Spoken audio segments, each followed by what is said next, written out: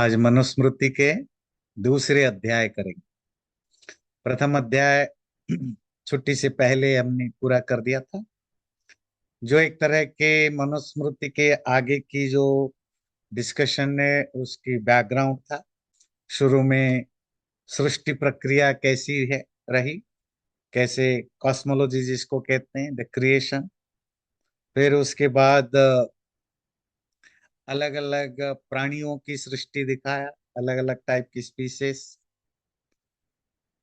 उसके बाद धर्म की सृष्टि, धर्म आदि की। फिर वर्ण व्यवस्था, मनुष्यों की जो वर्ण के रूप में क्लासिफिकेशन डिवीजन, उनकी क्या ड्यूटीज एंड रिस्पॉन्सिबिलिटीज है, ये सब हमने फाउंड बेसिक के रूप में समझा। लास्ट में 8-10 श्लोक जो थे वो था कि आगे की जो चैप्टर्स पढ़ेंगे, 11 चैप्टर, उसमें किन किन टॉपिक्स पर डिस्कशन होंगे। आज जो हम दूसरा चैप्टर पढ़ेंगे, आज से स्टार्ट करेंगे, तो इसमें करीब 249 249 श्लोकाज हैं। और ये शुरू होती है धर्म को डिफाइन करना, धर्म की जो सोर्सेस हैं उनको। फिर वो धीरे धीरे जो संस्कार हैं, आपको पता है जो जो 16 संस्कार होते हैं, उन संस्कारों की चर्चा होगी। और 16 संस्कार में से सेकेंड चैप्टर में ऑलमोस्ट मोस्ट ऑफ संस्कार आज, अर्थात गर्भाधान कंसेप्शन से लेकर के जनेऊ संस्कार, उपनयन संस्कार तक डिस्कशन हो जाता है। उसके बाद सिर्फ 3-4 संस्कार और बचते हैं जो बड़े होने के बाद होते हैं, जैसे विवाह आदि होते हैं, जो बचते हैं। तो मोस्ट ऑफ संस्कारों का डिस्कशन इसमें हमारा हो जाएगा। स्पेशली जो उसमें मेन इम्पोर्टेंस है, जो जनेऊ संस्कार होने के बाद क्या होता है, जैसे आप लोग बार बार सुनते हैं कि वो गुरुकुल में एडमिशन होता है, इनिशिएशन है।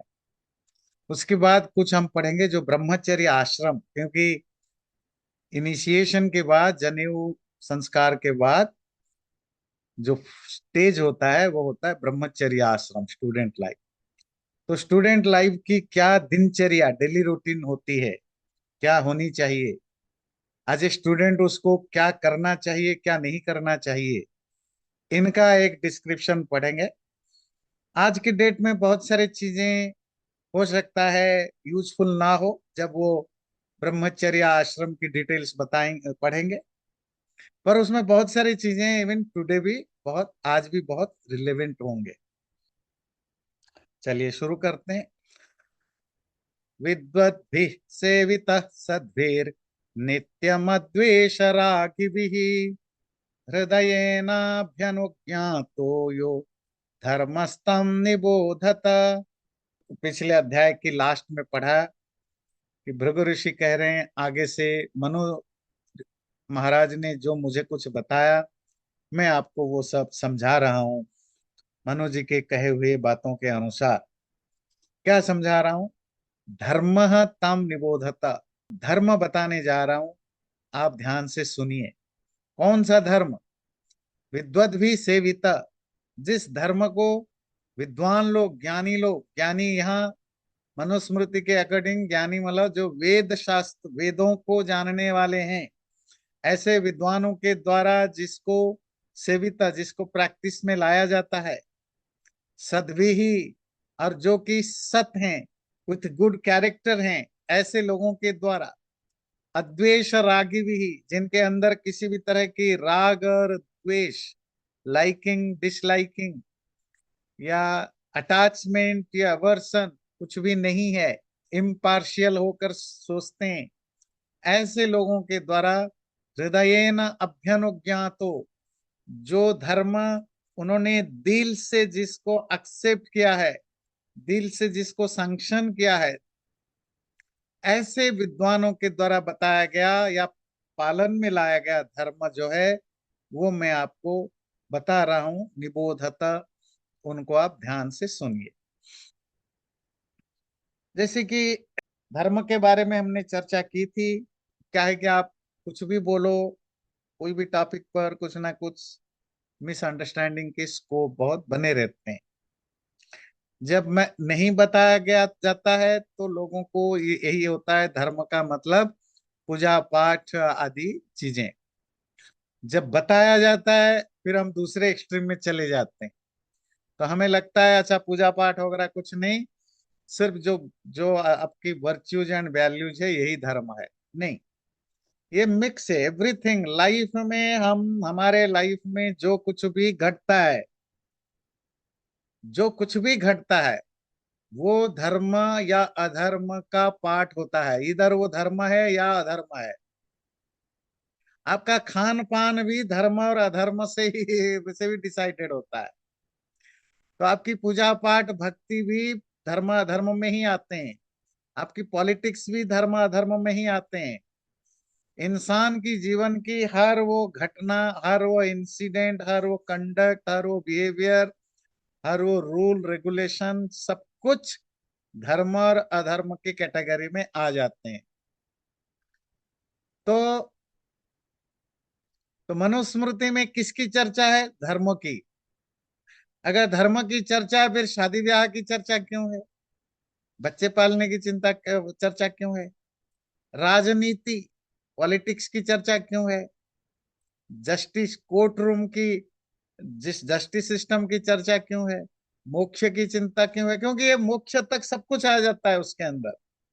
जो भी मैं, मेरा हरकत हो रहा है, मेरी मेंटली फिजिकली ओरली जो कुछ भी मेरे मेरे से हरकत हो रहा है, वो सब स्क्रूटिनाइज्ड होते हैं। या तो धर्म में जाएंगे या अधर्म में जाएंगे या मिक्स में जाएंगे।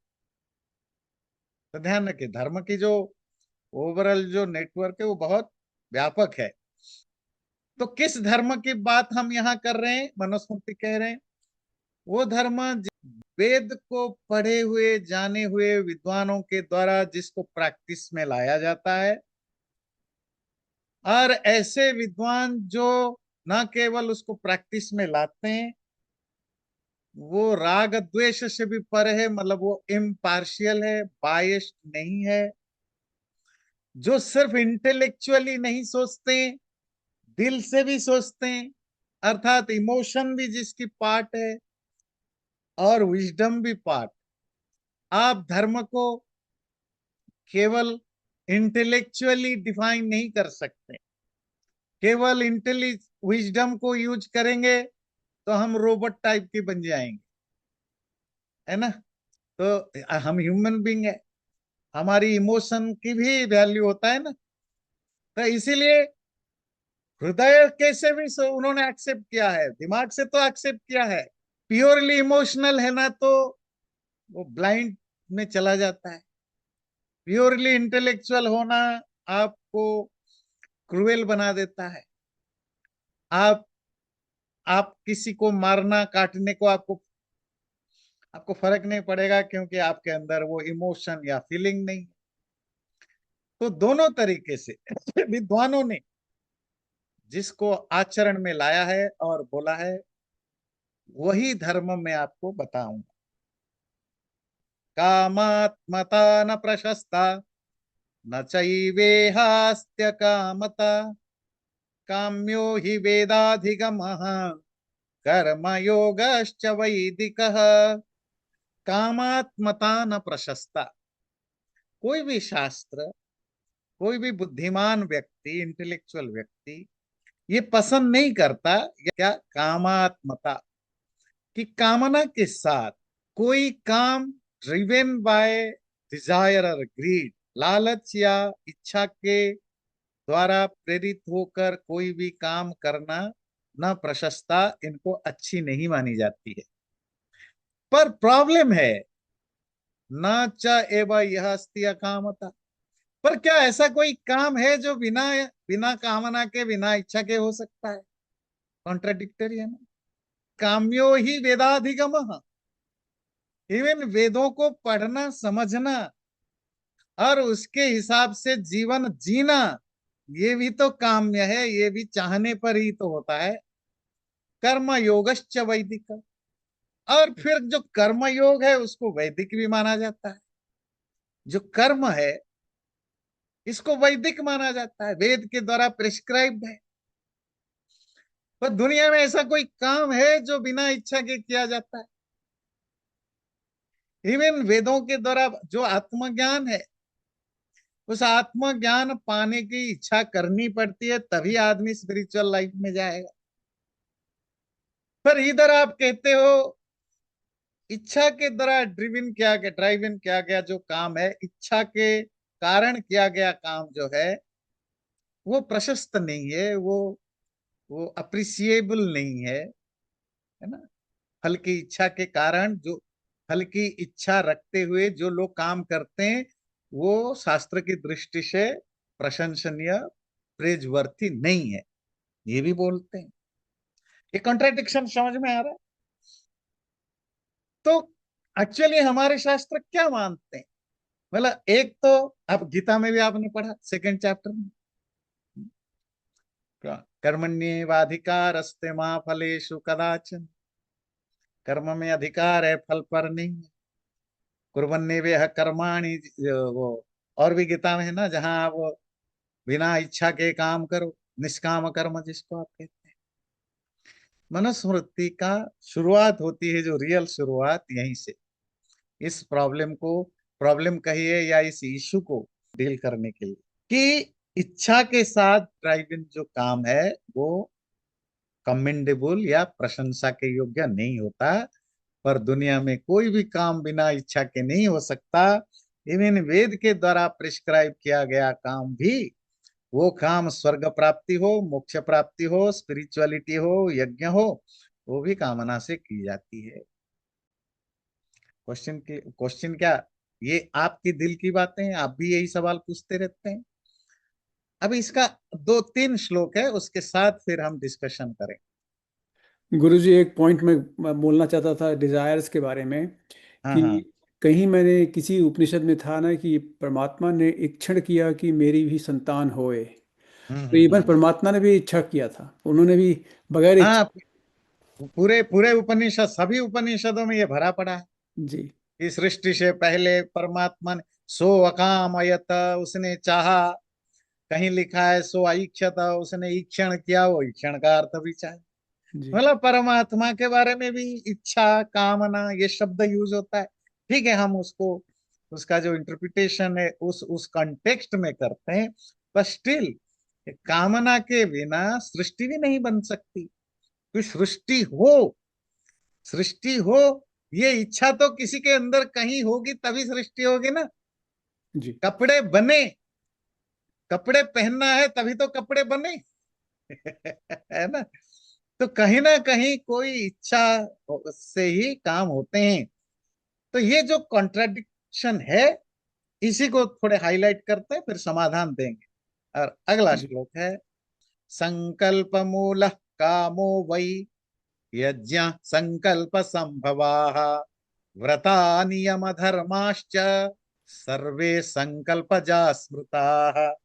संकल्प मूलः कामः, संकल्प जो विचार है कि मुझे ये काम करना है, उसका मूल भी कामना है।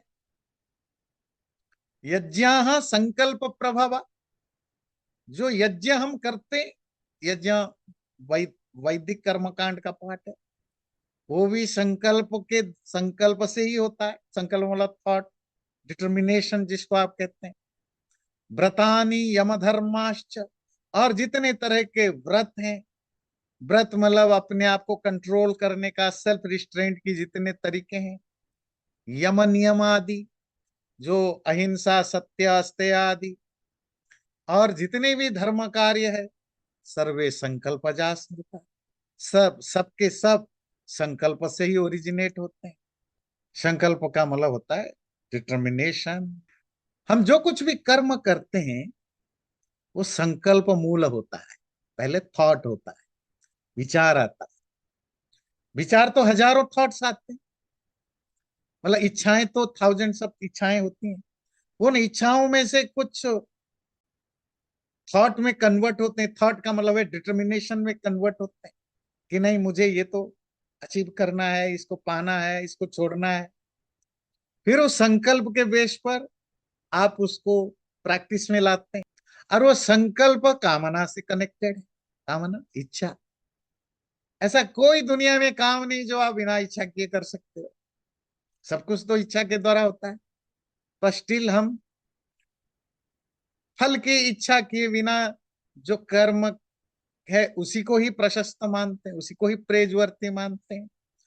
और जो करता है उसको प्रेजवर्ती नहीं मानते। अगेन और एक श्लोक इससे रिलेटेड है।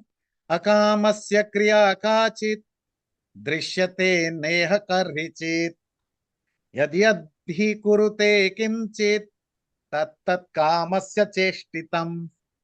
आप में से किसी ने कभी देखा है कि बिना इच्छा करने वाले ने कोई काम किया है? यद यद ही कुरुते किंचित, जो कुछ भी कोई करता है, इवन पशु पक्षी भी करते हैं, तत्त कामस्य चेष्टितम, वो सब के सब आउटकम ऑफ डिजायर, इच्छा के कारण ही होता है।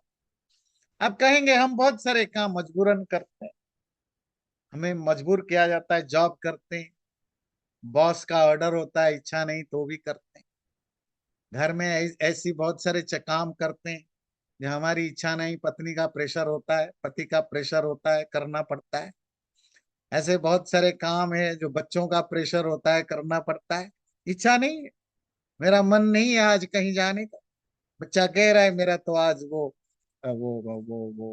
खेलने जाना है, वो करने जाना है, फिर मन मार के जाना पड़ता है। इच्छा तो नहीं है ना? आपका मन नहीं है कि आप मॉल जाएं, साड़ी की दुकान में जाएं, पत्नी की प्रेशर है तो जाना पड़ता है। तो ठीक है ना? तो आप कहेंगे ऐसी तो बहुत सारे काम है हम इच्छा ना होने पर भी करते नहीं। इच्छा तो तब भी है, वो इच्छा फोर्स्ड है ना? ये हो सकता है कि आपको वो पसंद नहीं है, आप कह सकते हैं you didn't like it, but still there is a desire, that desire but created by someone else. वो आपको फोर्सफुली किया, प्यार से किया, है ना? नहीं, पर आप जब तक आपके अंदर आप उसको एक्सेप्ट नहीं करते हो तो आप नहीं कर सकते हो। सब बच्चे का प्रेशर है, स्पाउस का प्रेशर है कुछ काम करने के लिए। क्या जरूरी है कि आप पूरे जिंदगी भर में जो जो आपकी स्पाउस ने बोला, बच्चों ने किया, हर चीज आपने किया? नहीं किया है।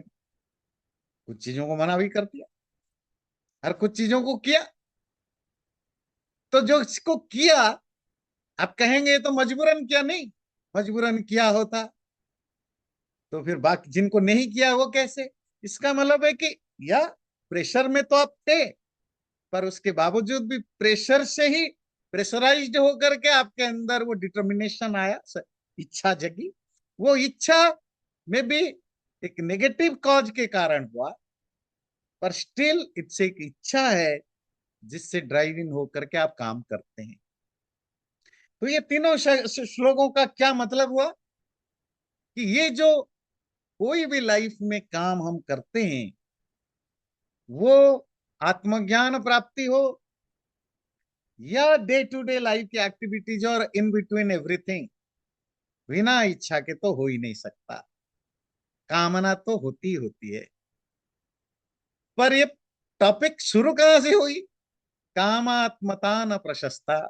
जो इच्छा रख करके काम करते हैं वो प्रेजवर्ती नहीं है।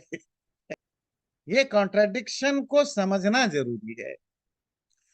तो कामना, इच्छाएं होना, काम करने, कोई भी काम करने से पहले मन में इच्छा जगना, it's a very natural thing.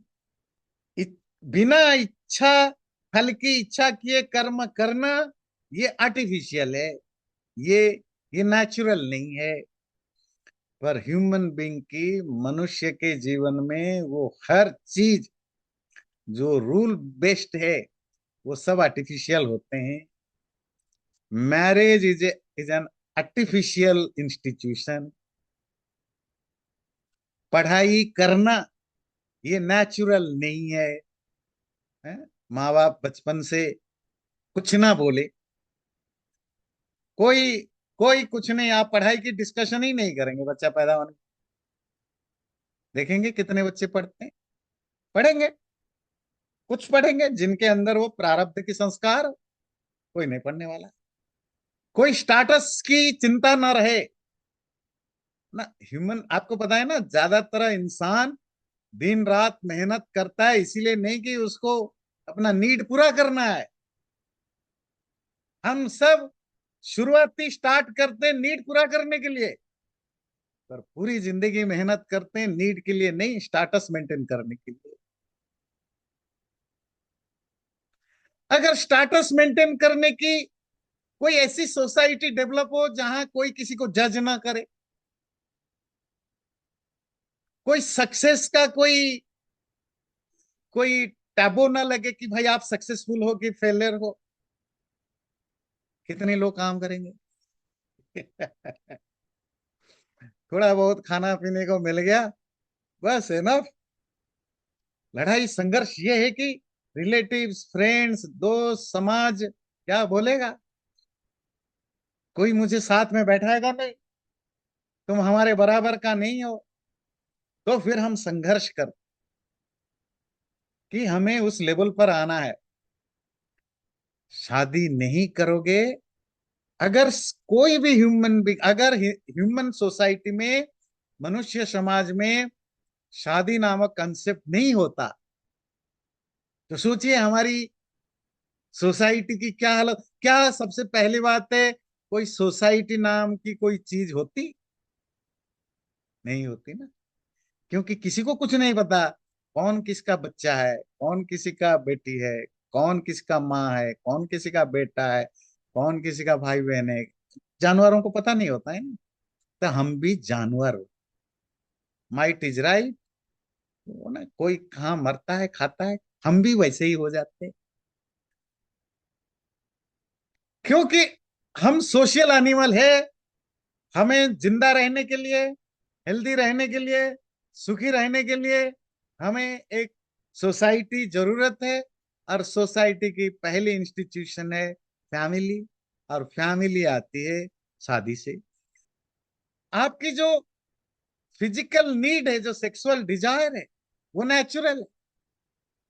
पर ये जो विवाह इंस्टीट्यूशन है, वो उसको रेगुलेट करता है, वन टू वन। उससे क्या होता है?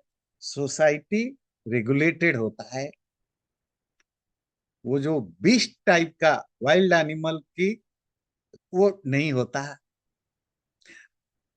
पर ये तो अगेंस्ट द नेचुरल डिजायर।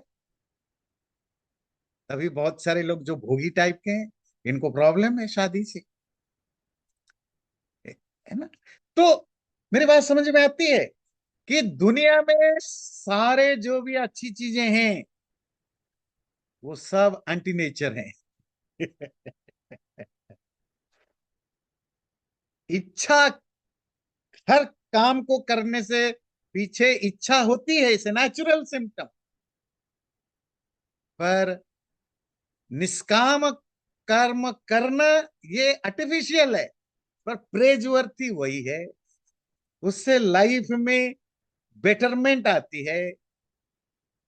जैसे मैंने आपको बहुत सारे एग्जाम्पल दिया, पढ़ना लिखना, फैमिली, ये सब नेचुरल नहीं है। कोई भी चीजें, गवर्नमेंट बनाना, ये नेचुरल नहीं है। सबके साथ हाय हेलो नमस्ते करना, ये नेचुरल नहीं है।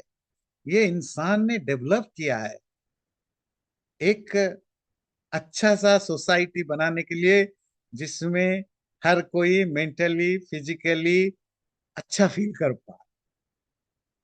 कोई जानवर किसी को नमस्ते हाय हेलो गुड मॉर्निंग करता है? जरूरत ही नहीं। फिर हम भी वही हो जाएंगे। पर उनकी लाइफ देखिए कितना मिजरेबल है। खैर ये तो अलग चीज है, मैंने समझाने के लिए। तो ये जो तीन श्लोक आपको बताया, इच्छा के बिना कुछ भी नहीं हो सकता, इवन मुक्ति भी नहीं मिल सकती है। पर स्टिल इच्छा ना करना काम करने के लिए प्रशस्त मानी जाती है। तेषु सम्यक वर्तमानो गच्छत्यमरलोकताम् यथा संकल्पितांश्चेह सर्वान् कामान् समाश्नुते।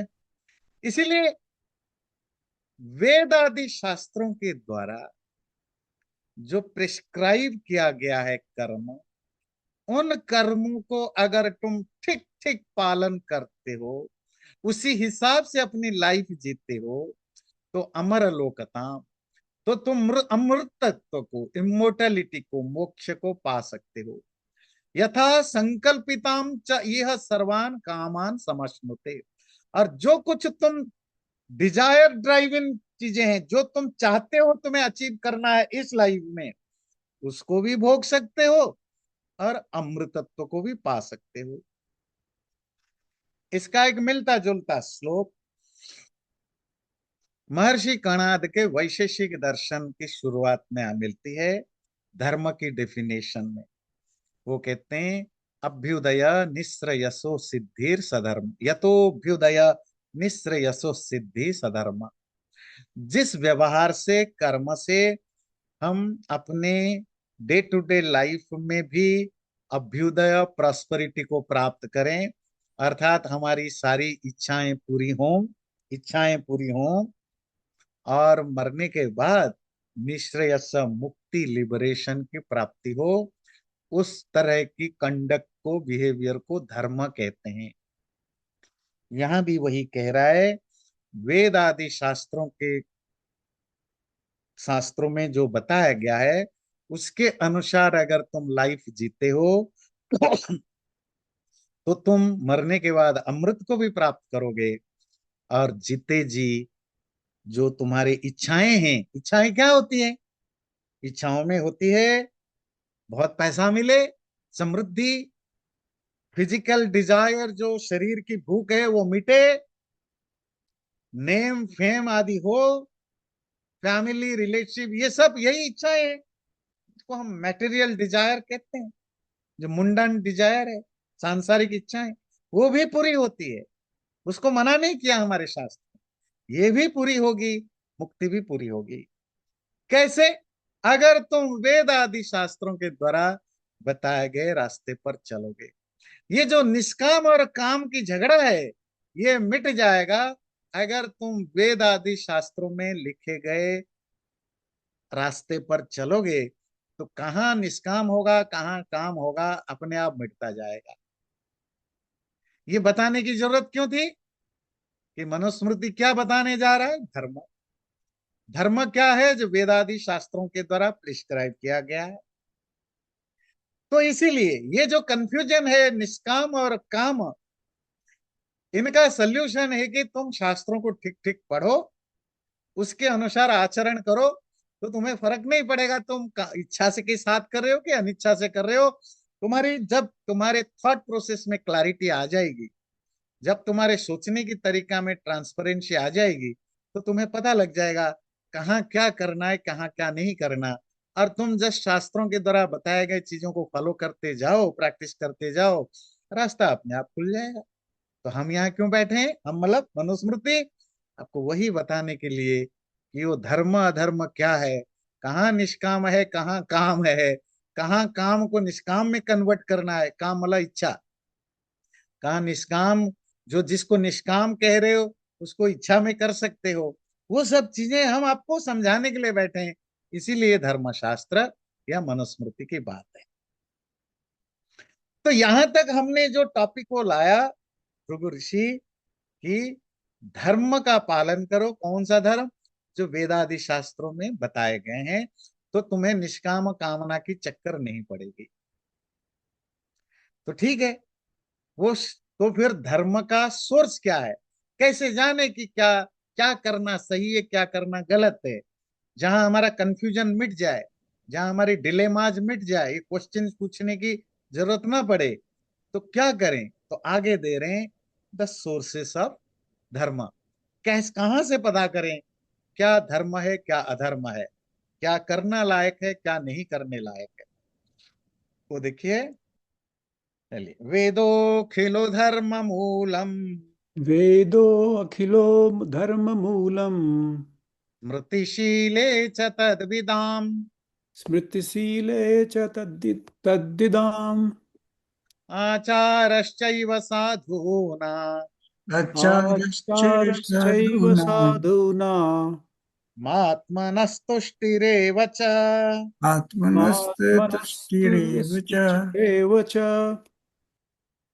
चार चीजें सोर्स होते हैं धर्म, क्या सही है क्या गलत है, उसके लिए चार सोर्सेस दिया। वेदो खिलो धर्म मूलम, पहली चीज है वेद। अखिल, अखिल मतलब एंटायर वेद, एंटायर वेद में ऋग्वेद, यजुर्वेद, सामवेद, अथर्ववेद, ये जो चार वेद हैं, ये धर्म मूलम, ये तो धर्म का मूल है, ये रूट सोर्स है। धर्म, राइट एंड रॉन्ग, सही गलत को जानने का रूट है चारों वेद, ये फर्स्ट है। उसके बाद स्मृति, उसके बाद आता है स्मृति शास्त्र। ये स्मृति शास्त्र कौन है अभी समझाऊंगा। फिर शीले च तद्विदाम, जिन्होंने वेद स्मृति आदि को पढ़ा समझा, उसके हिसाब से उन्होंने अब जो उनकी लाइफस्टाइल डेवलप हुआ, वो लाइफस्टाइल भी आपके लिए सोर्स ऑफ धर्म है। आपको जब समझ में ना आए क्या करना चाहिए नहीं करना चाहिए, तो ऐसे जो साधु लोग हैं जिन्होंने वेद आदि शास्त्रों के हिसाब से अपना जीवन जिया है, उनकी लाइफ से भी सीख सकते हो। आचारश्चैव साधुनाम, और उनका जो आचरण है। और लास्ट, आत्मनस तुष्टिरेव च, और तुम्हारे अपनी मन की सेटिस्फेक्शन, संतुष्टि, जिन कर्मों से तुम्हें तुष्टि मिले, सेटिस्फेक्शन हो, खुशी मिले, वो धर्म है। और जिससे खुशी ना मिले, अंदर से गिल्ट फीलिंग हो, हेवीनेस फील हो, बुरा फीलिंग हो, वो अधर्म है। ये मैंने बहुत बार आप लोगों से डिस्कशन किया है। क्या राइट है रॉन्ग है जानने की चार सोर्सेस हमारे शास्त्रों में बताए, स्पेशली मनुस्मृति जो अभी आप पढ़ रहे हैं, ये बहुत वन ऑफ द इम्पोर्टेंट मंत्र में श्लोक आता है। तो पहली चीज है, हमारे पूरी ट्रेडिशन में, हिंदू ट्रेडिशन में वेद को fountain source of all the knowledges माना जाता है। जो वेद में लिखा गया, जैसे फर्स्ट चैप्टर में आपने पढ़ा, वेद ईश्वरीय है, परमात्मा के द्वारा दिया गया वाणी है, इसमें क्वेश्चन उठाया ना जा सकता, ना इसको काउंटर किया जा सकता है। वो एब्सोल्यूट है, क्यों? क्योंकि वो परमात्मा की वाणी है ना, रिवील्ड बाय गॉड। इसीलिए वो तो हर चीज के लिए रूट कॉज है। पर आप कहेंगे हम तो वेद नहीं पढ़ सकते, बहुत सारे क्या, मोस्ट ऑफ लोग नहीं पढ़। फिर हमारे लिए ऑप्शन क्या है, हमें कैसे जाए? स्मृति शास्त्र। स्मृति शास्त्र क्या है? ये जो धर्मशास्त्र हैं, मनुस्मृति आदि, इनको पढ़ो समझो, क्योंकि ये भी वेद के अकॉर्डिंग ही लिखे गए हैं, पर ये आम लोगों की भाषा में लिखे गए हैं। इनको पढ़ के समझो क्या सही है क्या गलत है। पर अब कहेंगे मनुस्मृति तो हमने आज 78 ईयर्स ओल्ड में पढ़ने जा रहे हैं, वो भी करोड़ों अरबों लोगों में से कोई 8-10 लोग ही मनुस्मृति पढ़ रहे हैं, तो फिर सबको ज्ञान कैसे होगा? मैं आजकल तो कोई पढ़ता भी नहीं ना शास्त्रों को। तो तीसरा ऑप्शन दिया कि जिन लोगों ने वेद और धर्मशास्त्र को पढ़ा समझा और उसके हिसाब से अपना जीवन जिया, उन लोगों की लाइफ से सीखो। बोले वो कौन है जो ग्रेट लोग है, वो कहां से हम पढ़ेंगे? उसके लिए हमारे यहाँ दो लिटरेचर, इसको कहते हैं इतिहास। इतिहास, हिस्ट्री जिसको कहते हैं, दूसरी भाषा में बायोग्राफी। किसकी है? श्री राम और श्री कृष्ण। अब हमने तो, अब हमारे शास्त्र क्या कहते हैं?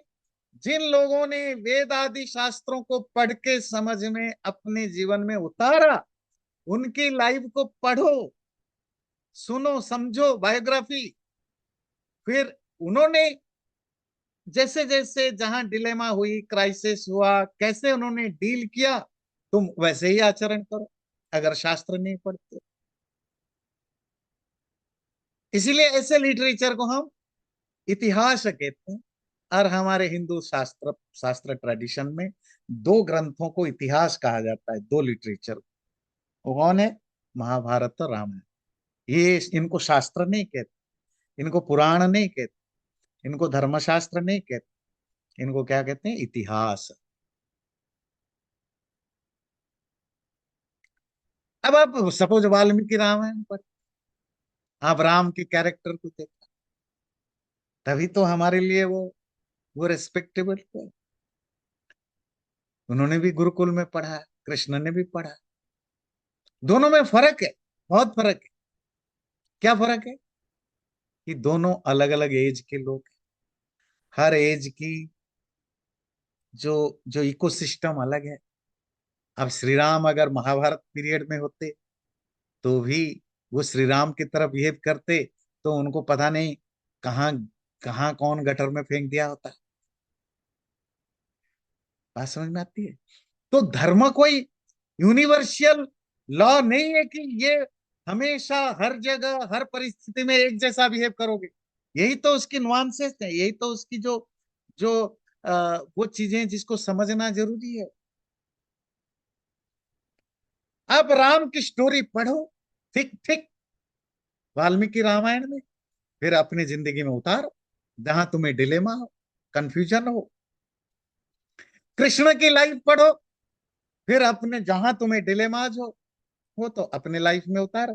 पर कृष्ण की लाइफ पढ़ना है तो महाभारत पढ़ना, और कुछ नहीं पढ़ना। नहीं तो फिर आप कहोगे कि मैं भी 16,000 गर्लफ्रेंड्स रखूंगा, मेरे तो अभी 5 ही हुए हैं, 8 ही हुए हैं। और ऐसा नहीं कि ये आप और आप मैं बोलूंगे, आपके मोस्ट ऑफ जो सो कॉल्ड धर्माचार्य हैं ये यही बोलते हैं, और वो रखते भी हैं।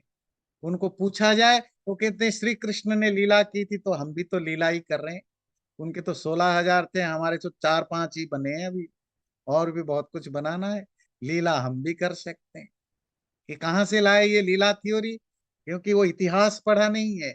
उन्होंने पुराण पढ़ा, भागवत और हरिवंश पुराण आदि आदि।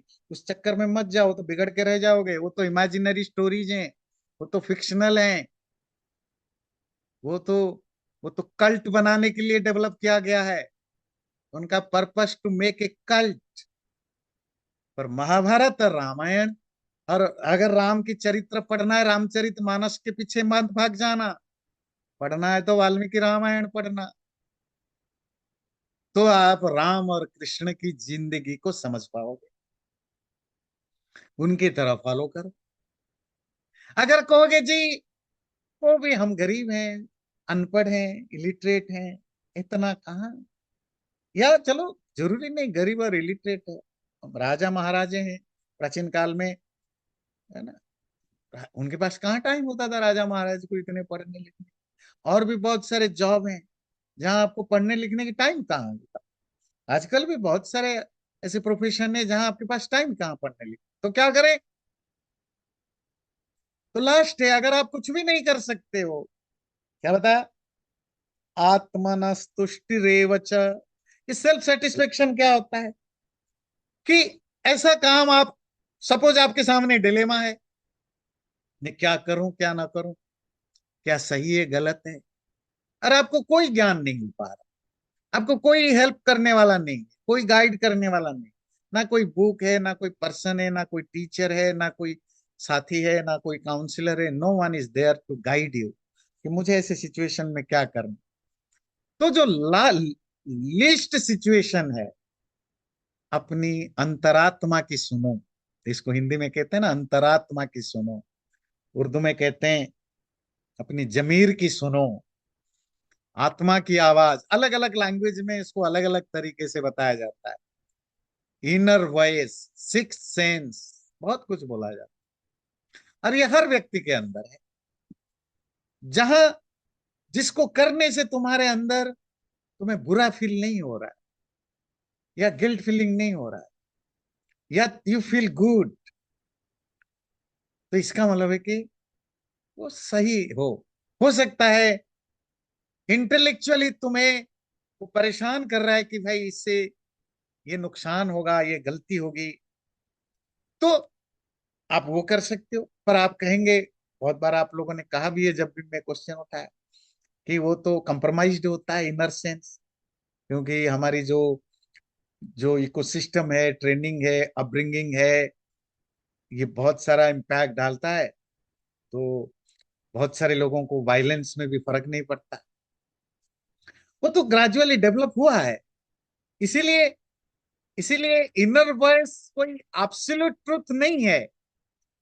इनर वॉइस की तभी सुनना जब आपके पास और कोई सोर्स ऑफ गाइडेंस ना हो, तो जब सारे दरवाजे बंद हो, अरे आप रेगिस्तान में फंसे पड़े हो, समुद्र के बीच में फंसे पड़े हो, then listen your own heart what to do, what आपकी इनर वॉइस जो भी बोलेगा। तो जब कोई ऑप्शन ना हो, तो आपकी इनर वॉइस, आत्मतुष्टि, सेल्फ सेटिस्फेक्शन मैटर करता है। या कश्चित कस्यचित् धर्मो, बोलिए।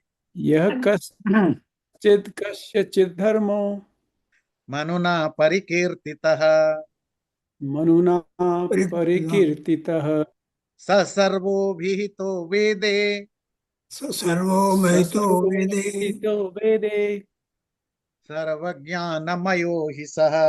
सर्वज्ञानमयो हिता। सर्वज्ञानमयो हि सः। क्यों? वेद ही सबसे प्राइमरी सोर्स है, जिसको कहा वेदो खिलो धर्म मूलम। धर्म का जो अच्छा और बुरा जानने समझने की जो रूट सोर्स है, वो वेद है। क्यों?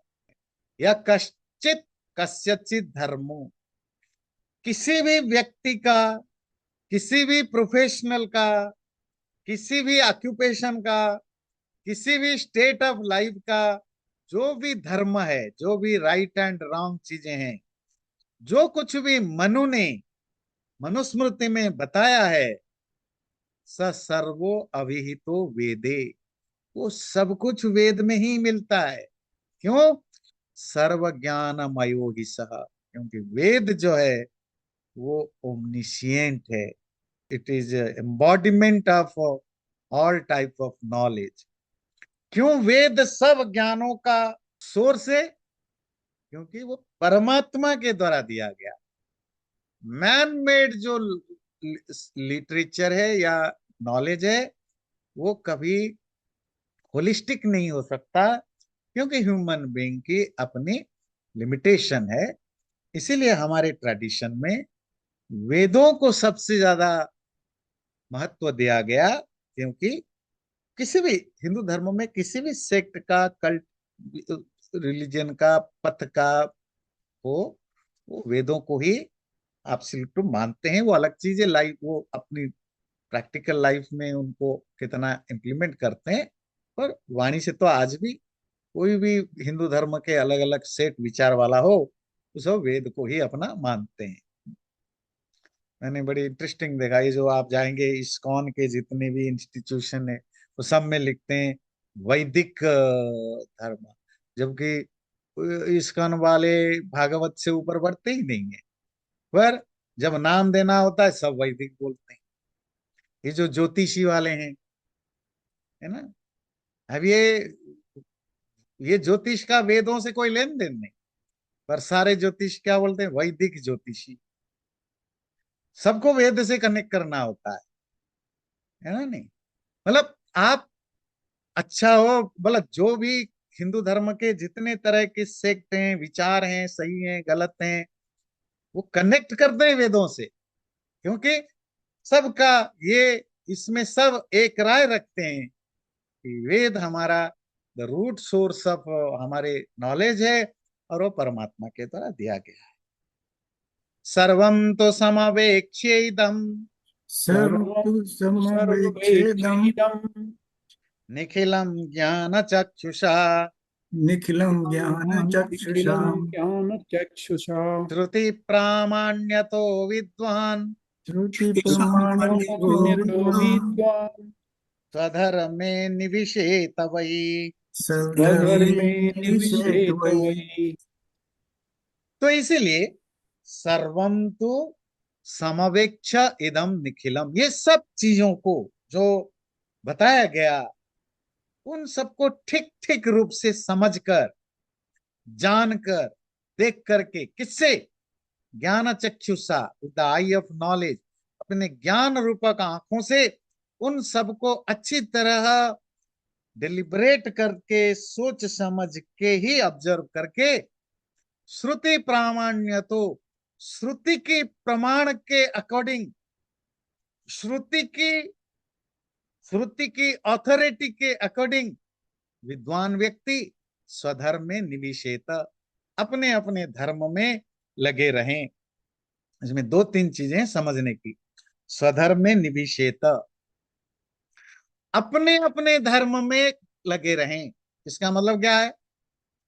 सबका धर्म एक जैसा नहीं है।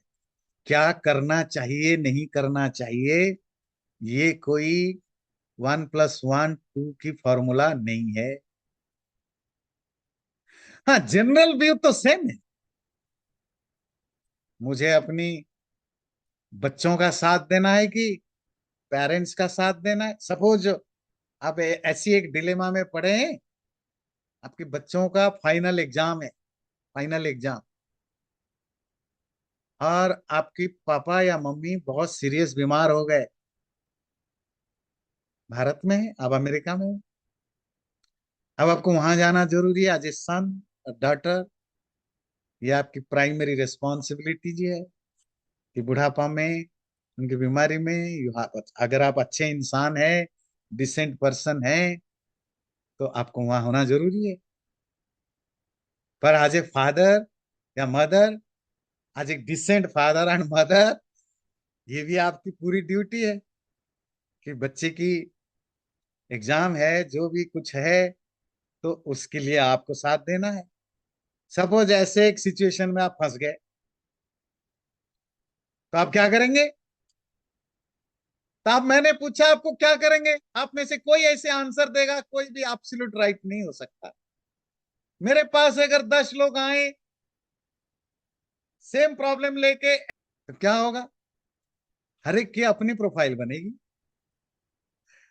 हर एक की सिचुएशन देखी जाएगी, फिर हर एक के लिए अलग प्रिस्क्रिप्शन होगा, तुम्हें क्या करना है, क्या नहीं करना है। मेरी बात समझ में आती है? हर एक का धर्म अलग है, क्योंकि हर व्यक्ति की सिचुएशन अलग है, इकोसिस्टम अलग है, उसकी बैकग्राउंड अलग है, बहुत चीजें मैटर करता है। इसीलिए स्वधर्म धर्म की अंडरस्टैंडिंग में, जो हम मनुस्मृति में यही पढ़ेंगे, धर्म की, धर्म मतलब again repeat, right and wrong क्या है समझना। उसमें ये समझना, जब आपकी वो क्लैरिटी आ जाए कि मैं एज एन इंडिविजुअल क्या हूं, मेरी क्या राइट रेस्पॉन्सिबिलिटी है, आप जब खुद डॉक्टर बन जाएं, तो आप डिसाइड करोगे अगर मुझे बुखार है मैं क्या करूं। हर बुखार को एक तरह ट्रीट नहीं कर सकता। जैसे मैं अनेक बार आपको बोला है, जैसे वायलेंस ना करना, अहिंसा, ये एक एब्सोल्यूट धर्म है, एक बहुत हाई लेवल की वर्च्यू है, नॉन वायलेंस। पर अगर जो जज है, जो पुलिस है, जो जो देश का रूलर है, वो नॉन वायलेंट बन जाए, बहुत बड़ी डिजास्टर। मेरे पास है ना दुनिया, क्योंकि फिर क्रिमिनल्स को छूट मिल जाएगा, क्योंकि आप क्रिमिनल्स को पनिश नहीं करोगे, क्योंकि आप नॉन वायलेंट पर्सन है। तो एक क्रिमिनल को आपने पनिश नहीं किया, तो उसने कल तक तो 4 लोगों को मारा था, 4 लोगों को लूटा था, अब 400 लोगों को लूटेगा, मारेगा। और क्रिमिनल्स को मोटिवेशन मिलेगा कि भाई पनिशमेंट तो नहीं मिलता, सबको ही क्राइम करो। तो इसलिए जो पोस्ट पर बैठा है, उसके लिए नॉन वायलेंस कहां तक वो कर सकता है, कहां नहीं कर सकता, उसकी प्रेस्क्रिप्शन अलग बनेगा। पर आप जस्ट ए फैमिली मेंबर हैं, हाँ? आप जॉब करते हैं, आप इंजीनियर हैं, डॉक्टर हैं, ऑफिसर हैं, काम धंधा कर कुछ भी हैं आप एक नॉर्मल सिटीजन है, आपके लिए वायलेंस नॉन वायलेंस का फॉलो करना एक दूसरा पैरामीटर होगा धर्म का। और अगर आप एक स्पिरिचुअल पर्सन है, साधु हैं, सन्यासी हैं, तो आपके लिए एक दूसरा रूल लागू है।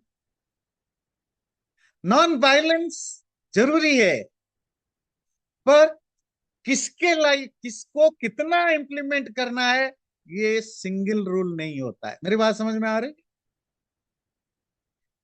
तो ये जो इंडिविजुअलिटी है, जो स्पेसिफिक प्रेस्क्रिप्शन है, यही है स्वधर्म। ये क्लैरिटी कब होगी कि मेरे लिए क्या, किस लेवल तक वायलेंस अलाउ है, किस लेवल तक नहीं है। तो श्रुति प्रामाण्य तो विद्वान, जब व्यक्ति शास्त्र श्रुति को, श्रुति क्या अभी पढ़ेंगे, वेद आदि शास्त्रों को ठीक ठीक समझ जाए ऑथोरिटी रूप में, फिर उसको क्या उसके लिए धर्म है, क्या अधर्म है, क्या राइट है, क्या रंग है, वो उसके हिसाब से सही ढंग से इंप्लीमेंट कर सकता है।